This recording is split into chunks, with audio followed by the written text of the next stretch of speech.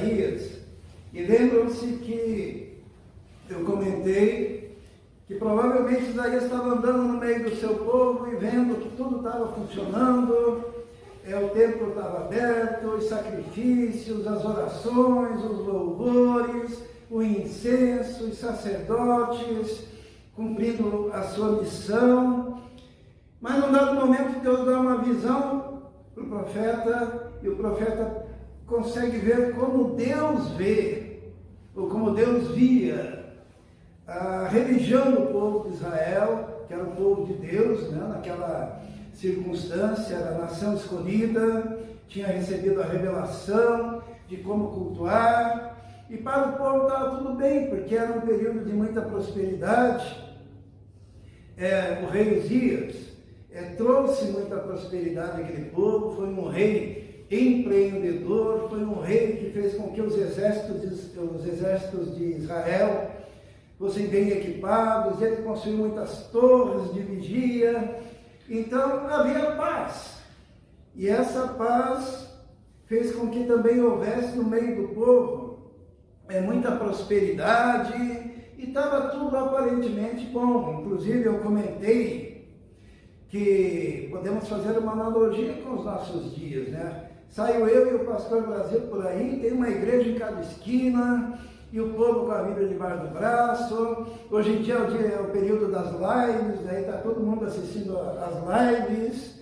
A Marilda disse que foi assistir uma live um dia desses, e era, ela aproveitou para dar comida para o gato, né? Então, às vezes, o que acontece é que em casa há um certo relaxamento. Tem um vizinho aqui que eu conversei com ele também, a igreja dele está em regime de lives, e daí no primeiro dia ele pôs terno e gravata, né? Pegou lá o instrumento musical dele, sentou-se no sofá junto com a família, a esposa com roupas de ir na igreja, os filhos também, sentadão lá assistindo aquele culto. Daí no outro domingo ele pensou, não vou pôr a gravata. Daí ele foi assistir ao culto sem gravata, e o piá dele pegou um cobertor, deitou no sofá e ficou ali no cobertor, e a mulher, enquanto fazia o café, voltava para assistir um pouquinho do culto. Daí no terceiro domingo ele pensou, não vou colocar o terno, vou pôr uma camisa e um paletó. Daí ele estava de bermuda, camisa e paletó, sentado no sofá, e assim foi aquela reverência, né? Daquele momento. Daí ele comentou comigo, hoje em dia está assim, os meus irmãos lá da igreja dizem que no mesmo tempo que está assistindo o culto, está dando comida para o cachorro, a mulher está preocupada com a panela, e parece que não está tudo bem, né? Como é bom estar aqui assim, ó, o povo de Deus reunido, e é um momento especial. Eu me lembro, na minha infância, que ir para a escola dominical era um evento. A gente acordava mais cedo, se arrumava e se dirigia com a Bíblia, com a revista, para ir lá na sala de aula, onde tinha uma professora, depois reunia toda a igreja em culto, as crianças iam na frente, apresentavam um versículo, uma canção. Era ou não era, pastor? E havia uma coisa que era chamada de reverência, no sentido de que as pessoas imaginavam assim: estou num lugar sagrado, num lugar santo, para adorar o santo Deus. Então, hoje em dia, a gente andando por aí, parece que está tudo certo, né? Quem não está indo para a igreja está assistindo a sua live, mas como será que está o culto? Como que está o culto por dentro? No coração dos homens, como que está isso? E foi isso que Deus revelou ao profeta Isaías, e nós falamos a semana passada. No capítulo 1, o último versículo fala assim, que ali havia estopa e faísca. Quando tem estopa e faísca, o que pode acontecer? Diz que o culto deles E o estilo de vida daquele povo, que parecia tudo normal, era estopa e faísca. Mas sabe, quando a gente fala sobre isso, nem sempre as pessoas entendem. Às vezes elas acham que esse pastor é muito chato, esse pastor Ismael, ele vê pelo em ouro. Porque tem tanta coisa boa acontecendo para tudo quanto é lado. E daí o pastor é tão chato que ele vê uma versão de um hino e pensa, está errado, isso daqui não é escatologia realizada. Daí as pessoas pensam assim, mas o que esse cara está procurando defeito? Porque mudaram a letra do hino, pastor. E daí a gente fica preocupado. Inclusive, uma das mensagens que nós queremos trazer é sobre como é a visão de Deus a respeito dos hinos, dos cânticos, dos louvores dentro da igreja. E Deus deixou na sua palavra muita coisa sobre isso, e nós vamos falar sobre isso oportunamente. Mas daí Deus pensou assim, esse povo não está entendendo. Olha aqui, semana passada a gente viu que Deus falou de forma muito direta. Mas daí Deus pensou, para que esse povo entenda, vai lá uma parábola. Porque uma parábola é uma coisa didática, né?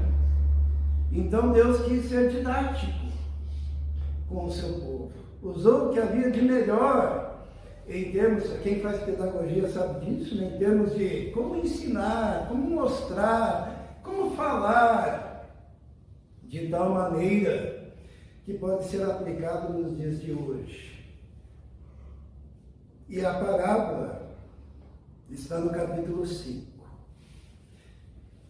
E o profeta Isaías diz assim, é interessante que existe um método aqui extraordinário, né? Para quem é da área de educação é extraordinário, porque cantarei, é poesia e é parábola. Então está usando diversos métodos didáticos para que o povo compreenda.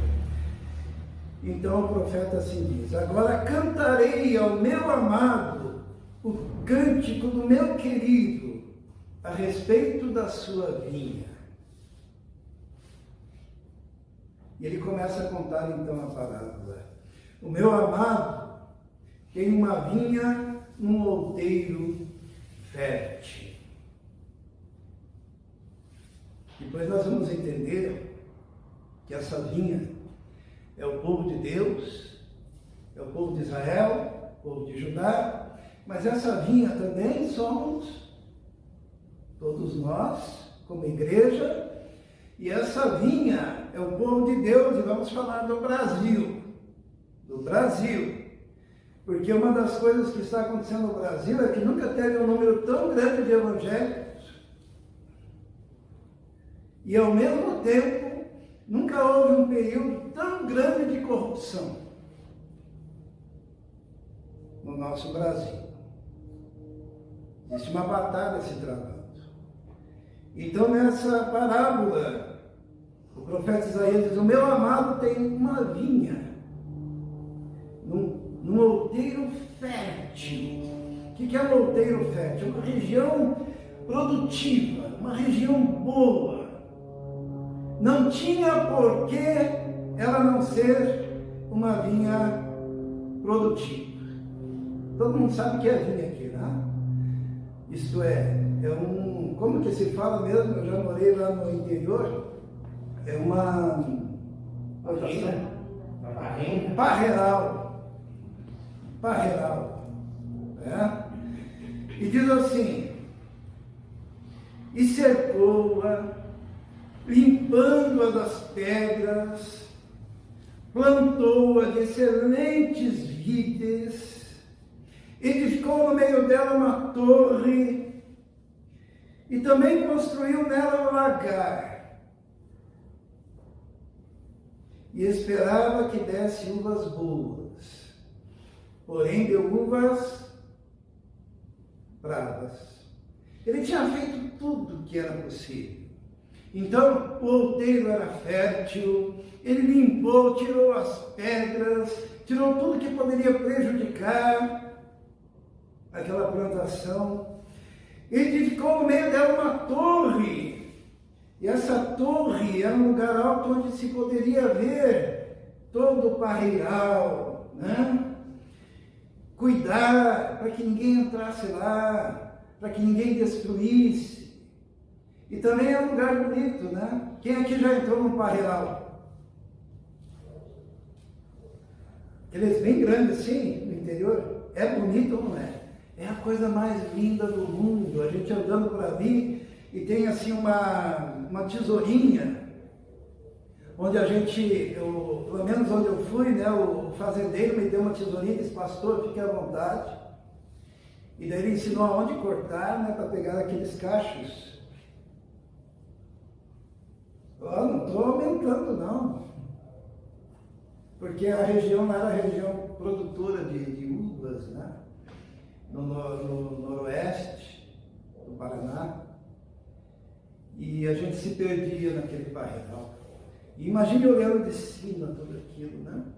Então havia uma torre e construiu um lagar, que seria o lugar onde poderia se produzir o suco de uva, poderia se produzir o vinho, né? A Bíblia diz que o vinho alegra o coração dos crentes. Não fala que ficar bêbado alegra o coração dos crentes, tá? Mas o vinho é uma bebida bíblica muito elogiada na Bíblia, né? E o vinho, quando tomado de forma, como diz sempre a Bíblia, sobriamente, é uma bênção. É uma bênção. E o suco de uva, que delícia! Tinha um lagar, estava tudo preparado. Porém, o dono da vinha, o amado, ele esperava que desse uvas boas. Porém, deu uvas bravas.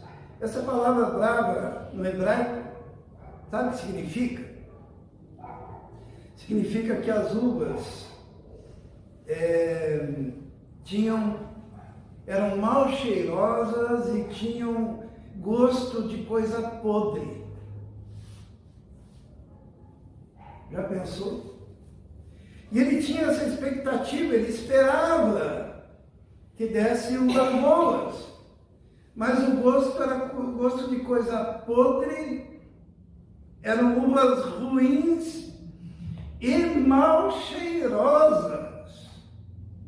Lembra quando a semana passada a gente falou que Deus olhava o culto e sentia vontade de vomitar? É basicamente isso. Era uma coisa asquerosa.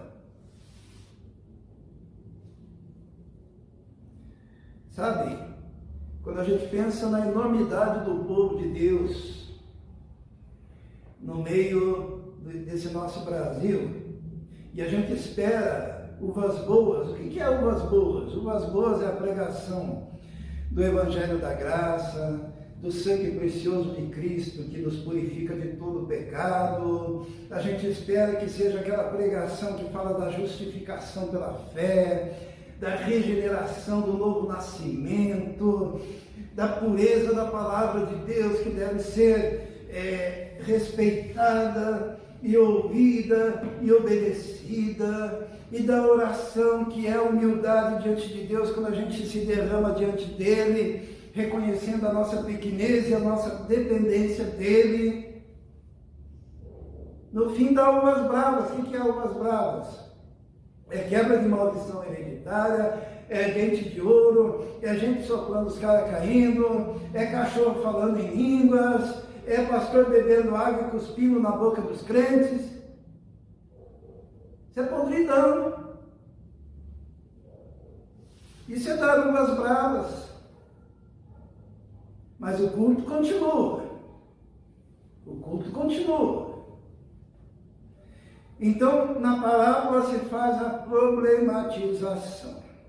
Porque se diz assim: agora, pois, ó moradores de Jerusalém e homens de Judá, julgai, os peço, entre mim e a minha vinha. Deus está falando: julgai entre mim e a minha vinha. E Deus, então, faz duas perguntas. Que mais se podia fazer a minha vinha que eu não tenha feito. Sabe quando Deus faz tudo? Tudo o que precisava, tudo que era necessário, Deus fez. Sabe, quando a gente pensa no povo de Israel, o que Deus fez para aquele povo? Era um povo escravizado lá no Egito e Deus libertou aquele povo. Deus preservou os primogênitos daquele povo, embora os primogênitos do povo do Egito, eles morreram. Deus preservou aquele povo das pragas. Deus abriu o mar. Deus mandou o maná. Deus nos conduziu no deserto, lá no começo da história. Deus nos ajudou a conquistar a terra prometida através de Josué.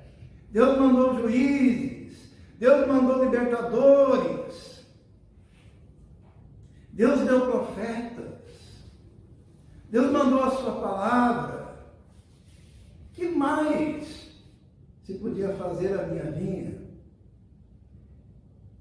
que eu não tenha feito? E daí a perplexidade, né? Por quê?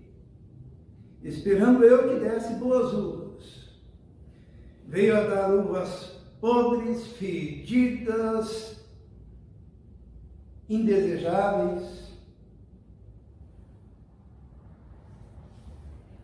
Deus deu àquele povo um tempo para que se arrependesse, para que mudasse. Mas existem consequências quando o povo de Deus não muda os seus caminhos. E as consequências estão no versículo 5, diz assim: agora, pois, vos farei saber o que eu hei de fazer à minha vinha. Tirarei a sua sebe, para que sirva de pasto. Derrubarei a sua parede, para que seja pisada. E a tornarei em deserto, não será podada e nem cavada. Porém crescerão nela sarças e espinheiros. E as nuvens darei ordem, para que não derramem chuva sobre ela. Deus falou: olha, eu fiz de tudo já. O que era possível fazer, eu fiz. Mas como vocês não se arrependeram, é isso. Se lembra da torre, vai cair. Se lembra do cercado, vai cair. Se lembra daquele outeiro fertilíssimo, vai virar em espinhos e abrolhos.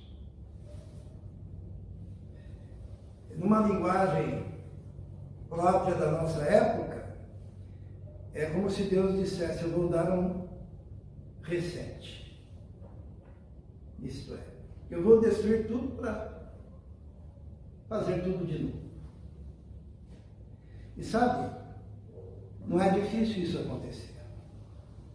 O nosso Brasil tem brincado muito. Os profetas que aconselham o nosso presidente da República nem sempre são homens de Deus. Tem lá os apóstolos, tem aqueles outros que estão tirando proveito para se enriquecer, existem outros que estão tirando proveito político, existem igrejas histéricas, desculpem, e também, se você entra na internet, tem profecia para tudo quanto é lado, uma mais esquisita do que a outra em relação ao nosso querido Brasil. E esses são o que representam o povo evangélico.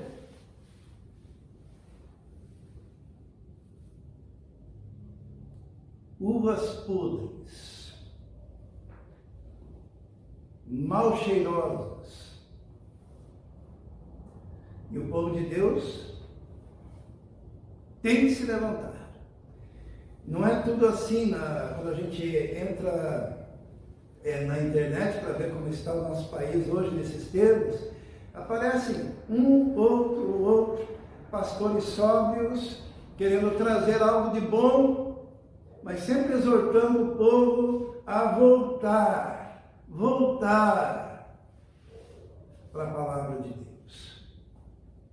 Por isso aconselho os irmãos a assistirem os pastores da igreja presbiteriana, por exemplo, diversos, e já estão alertando, já estão falando.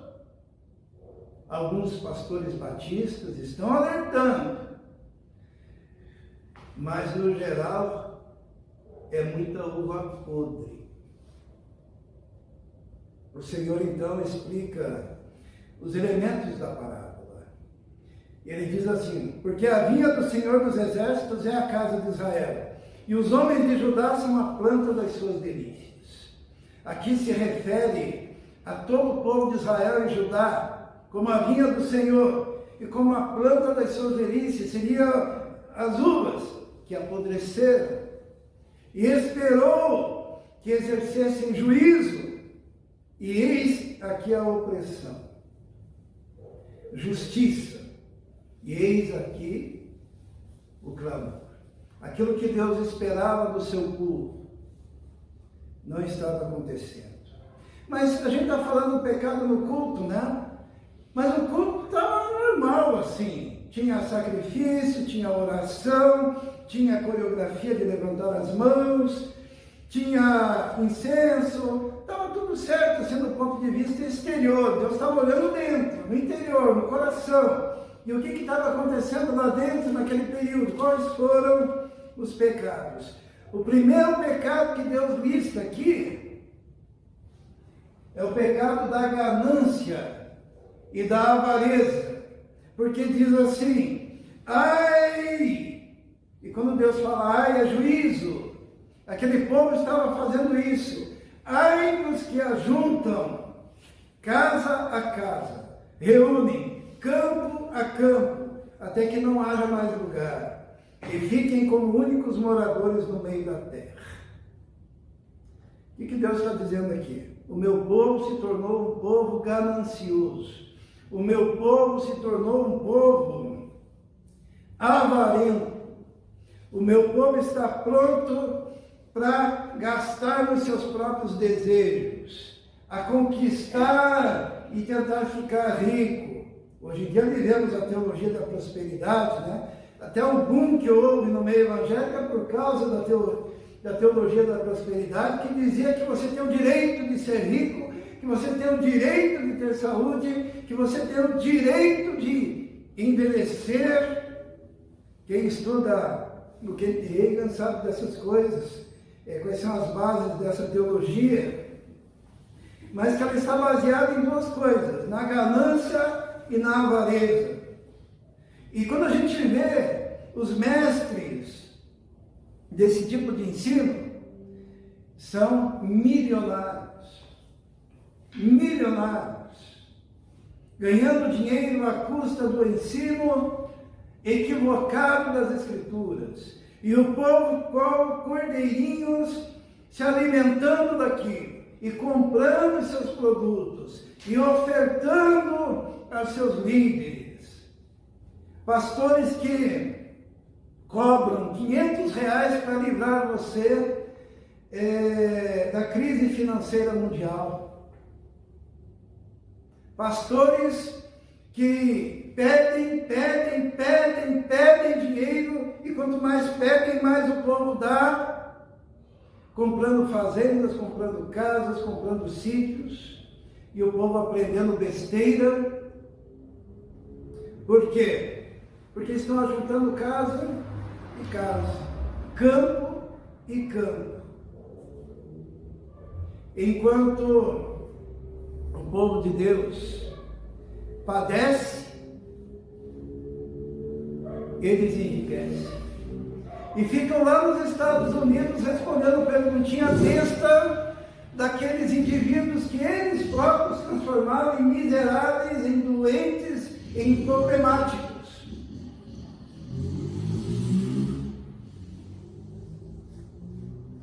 O Senhor diz: a meus ouvidos, disse o Senhor dos Exércitos, em verdade que muitas casas ficarão desertas, e até as grandes e excelentes sem moradores. 10 giras de vinha não darão mais do que um bato, e um homem de semente não dará mais do que um efa. Isto é, essa prosperidade é transitória. A gente está brincando, o povo de Deus está orientando, o povo de Deus está fazendo as suas firulas, mas é hora do povo de Deus se humilhar de verdade, é hora do povo de Deus falar de verdade, é hora do povo de Deus se posicionar de verdade. Segunda coisa que aparece lá como o pecado daquele povo que vivia dentro do templo oferecendo sacrifícios era o hedonismo.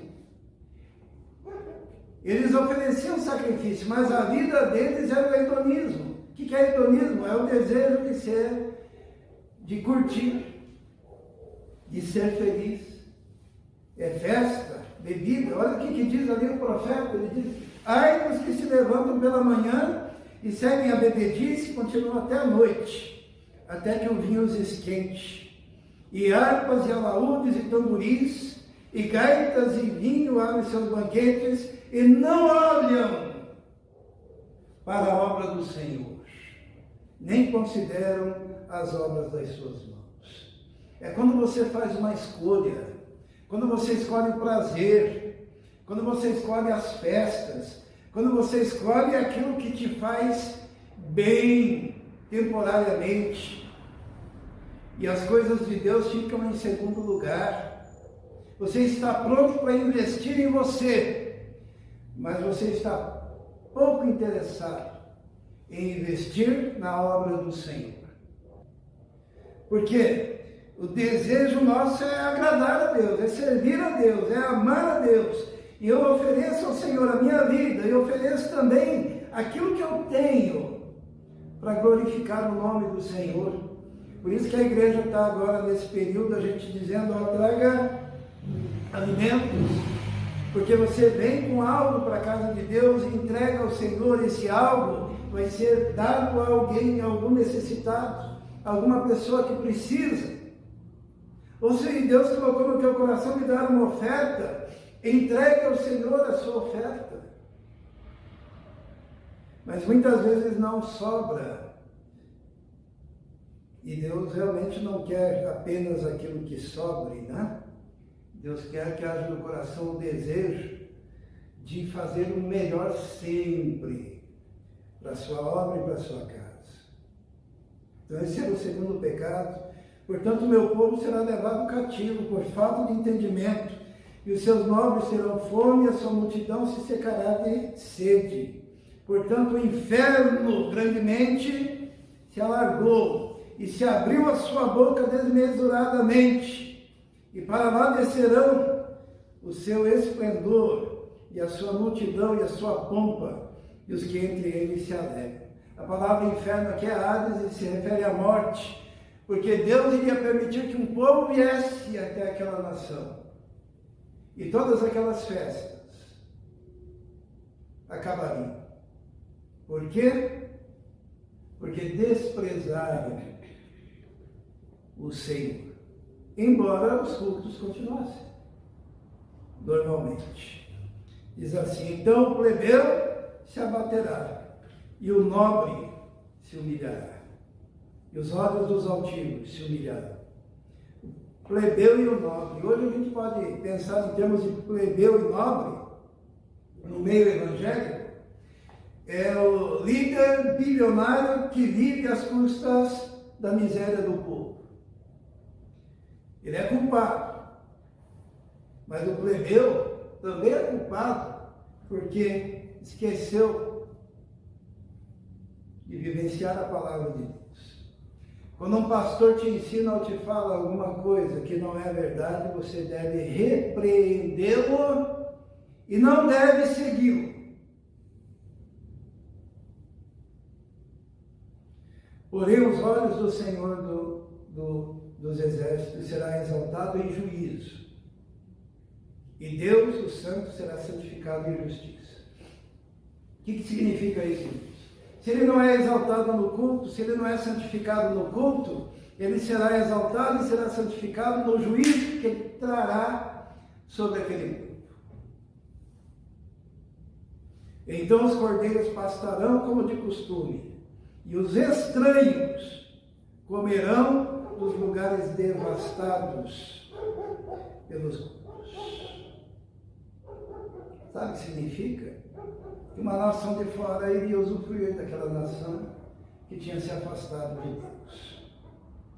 Terceiro pecado era o pecado da vaidade, do orgulho, do sentimento de superioridade, do orgulho religioso. Acreditavam que é Deus que deveria servi-los e não eles servir a Deus. Os irmãos, isso é muito igual a hoje em dia. Até o vocabulário do povo denuncia isso. Eu vou na igreja buscar a minha bênção. Eu vou na igreja buscar a minha vitória. Isto é, vai lá na casa de Deus para ser servido. Qual seria o correto?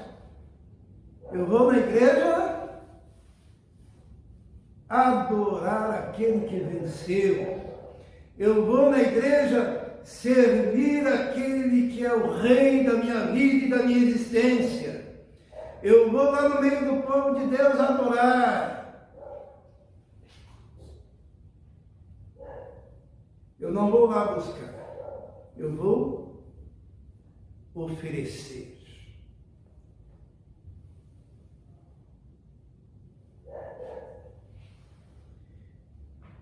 Esse é o ai desse pecado. Ai é juízo, né? Ai dos que puxam a iniquidade com cordas de vaidade e o pecado com tirantes de ferro. Sabe quando a sua vaidade está tão amarrada à iniquidade e o seu pecado, que a tua vaidade faz com que você se afaste ainda mais do Senhor. E eles diziam assim no coração deles: avie-se e acabe a sua obra, para que vejamos, e aproxime-se e venha o conselho do Santo de Israel, para que o conheçamos. Eu vou traduzir na linguagem nossa. É o povo dizendo: Senhor, faça para que eu possa ver. Senhor, se manifeste para que eu possa conhecer. A gente vê isso muito, sabe? Quando as pessoas oram assim: Senhor, mostra que o Senhor é Deus e faça. Senhor, se manifeste nesse culto para que a gente possa crer. Um dia, chegaram para Jesus e disseram assim para Jesus: faça um sinal. Falaram para Jesus: faça um sinal para que nós possamos crer. Faça um sinal para que nós vejamos. Faça um sinal para que nós conheçamos. Se manifeste. Sabe o que Jesus respondeu? Jesus, ele disse assim: uma geração má e adúltera me pede um sinal, e nenhum sinal será dado, a não ser o sinal do profeta Jonas. Porque assim como Jonas ficou 3 dias no ventre do peixe, assim importa que o Filho do Homem fique 3 dias no seio da terra e ressuscite. Se não crerem nesse sinal, não adianta fazer qualquer tipo de sinal. Se você não crê na morte e na ressurreição de Jesus, você pode ver milagre de manhã, de tarde, de noite e vai para o inferno. O povo de Israel, está lá em Hebreus, diz assim que por 40 anos eles viram os sinais. 40 anos Deus se manifestando. 40 anos Deus dando maná. 40 anos Deus fazendo milagres. Todavia não puderam entrar. Por quê? Está escrito: por causa da incredulidade. É aquela incredulidade de quem vê. É aquela incredulidade que chega diante de Deus e fala assim: acabe a sua obra para que eu veja, para que eu te conheça. E o Senhor disse: se não crê no meu filho, não adianta nada disso. Outro pecado que havia no meio do povo, que é considerado pelo Senhor uva podre e mal cheirosa, é a da inversão dos valores. E o Senhor diz: ai dos que chamam o mal bem e ao bem mal, que fazem da luz trevas ou melhor, que fazem das trevas luz e da luz trevas, que fazem do amargo doce e do doce amargo. Inversão de valores. Será que a gente vê inversão de valores no nosso tempo também? O que é inversão de valores? É quando o Senhor, que deve ser adorado no culto, é colocado de lado e nós temos pessoas sendo adoradas. Cheia, mas para que ouçam a palavra de Deus e tenham a oportunidade do arrependimento. Porque pecado continua sendo pecado. E Deus odeia a inversão de valores. Chamar o bem de mal e o mal de bem. Chamar as trevas de luz e a luz de trevas. Chamar o amargo de doce e o doce de amargo. Tenho certeza que todos aqui já viram isso. E mais um pecado é a sabedoria aos próprios olhos. E Deus diz assim: ai dos que são sábios aos seus próprios olhos e prudentes diante de si mesmos. Quando a gente conversa às vezes com pessoas que são do meio do evangelho, o orgulho, a vaidade, a arrogância às vezes é tão grande que elas não conseguem sequer ler a Bíblia e entender um versículo simples. Porque a arrogância fez com que ficassem cegadas. Porque são sábios aos seus próprios olhos e prudentes diante de si mesmos. A arrogância e a autoimagem distorcida. O que é autoimagem distorcida? É quando a pessoa tem uma ideia de si mesma errada, que não corresponde à realidade. Por isso que diz assim: ai dos que são poderosos para beber vinho, e homens de poder para misturar bebida forte. Está dizendo assim, sabe quando você está bêbado? É assim que o profeta está dizendo. E você se sente poderoso? Sabe quando você está bêbado e você acha que tem todo o poder? Pois esse povo está bêbado de uma teologia falsa e se sente poderoso. Esse povo está bêbado de um comportamento equivocado e se sente forte.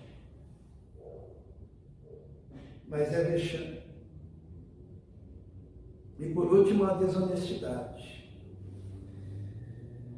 Dos que justificam ao ímpio por suborno e aos justos negam a justiça. A pior coisa é quando o povo de Deus é desonesto. E a igreja não pode ser abençoada se for desonesta. O Rasputis. Conclusão. Por isso, como a língua de fogo consome a palha, e o restolho desfaz a chama, assim será sua raiz como podridão, e a sua flor se esvaecerá como pó. Porquanto rejeitaram a lei do Senhor. Lei do Senhor, entenda-se, palavra do Senhor. Se você quer sinônimo de lei do Senhor, vai para o Salmo 119, lá vai ter dezenas de sinônimos, tá? Rejeitaram a lei do Senhor dos Exércitos e desprezaram a palavra do Santo de Israel. Por isso, como a língua do fogo consome a palha, e o restolho se desfaz na chama, assim será a sua raiz como podridão, e a sua flor se esvaecerá como pó. Aqui, para concluir, aquela vinha ia virar um grande incêndio, um grande fogaréu,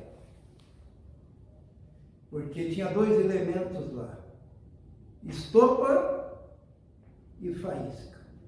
Irmãos, o povo de Deus, nesse Brasil, está brincando com estopa e faísca.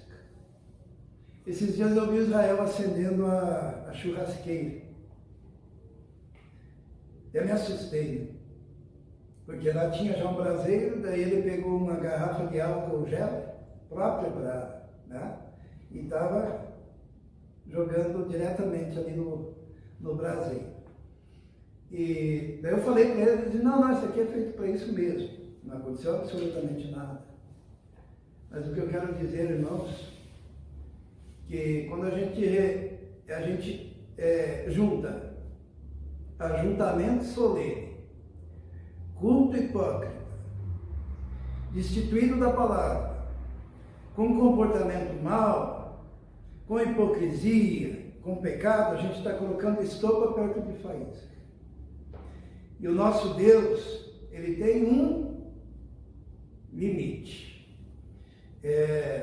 A Bíblia diz que a ira do Senhor é mais ou menos assim, tem um cálice,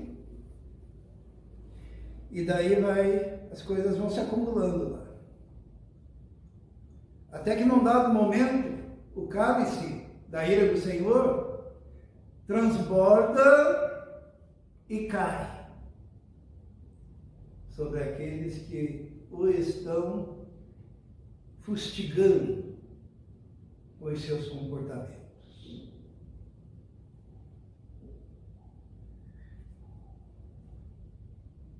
O que a igreja deve fazer? O que nós devemos fazer? Eu louvo a Deus pelos irmãos. Eu louvo a Deus porque quando eu converso com cada um dos irmãos, eu vejo compromisso com a palavra de Deus. Eu vejo compromisso com a igreja do Senhor. Embora sejamos poucos, eu percebo uma dedicação. Quando a gente chama para ajudar alguém, todo mundo está junto. Quando a gente chama para um estudo na área de teologia, todo mundo quer participar. A gente louva o Senhor. Nós estamos há anos aí, tivemos a oportunidade de formar toda uma geração de jovens com talentos extraordinários que a gente quase não encontra. Um equilíbrio, fé. Queria dizer para os irmãos que nós somos um exemplo para muita gente. O equilíbrio, a sobriedade, o compromisso com a palavra de Deus. O que nós podemos fazer? Primeira coisa que eu queria exortar a igreja: orar com fervor pelo Brasil, pelos nossos líderes. Segunda coisa, denunciar o erro religioso. Esse erro religioso não é uma coisa simples, vai mandar a gente para o inferno e é faísca com estupro. Outra coisa, pregue a palavra, dê testemunho, faça a sua parte, ande sempre com honestidade. Qualquer lugar de São José dos Pinhais, eu só falo de São José, mas deve se estender para outros lugares, em que se fale do Pastor Brasil, a primeira coisa que a pessoa vai falar quando lembra do Pastor Brasil, sabe o que é? Aquele é um homem honesto. E é isso que nós devemos ser. Que a nossa história de testemunho da nossa honestidade, da nossa sinceridade, cada um de nós. E que mesmo num grupo pequeno, saibamos que nós temos a mensagem nas mãos. Temos a espada nas mãos. E a Bíblia diz assim: não despreze o dia das pequenas coisas. Nós temos a possibilidade, através da oração, do testemunho, da vida consagrada e santificada diante do Senhor, de transformar toda uma sociedade. Porque não é com muitos que o Senhor trabalha. O Senhor trabalha com quem? Aqui mesmo nós estudamos, com o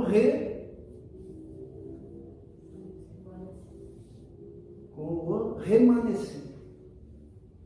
O que é remanescente?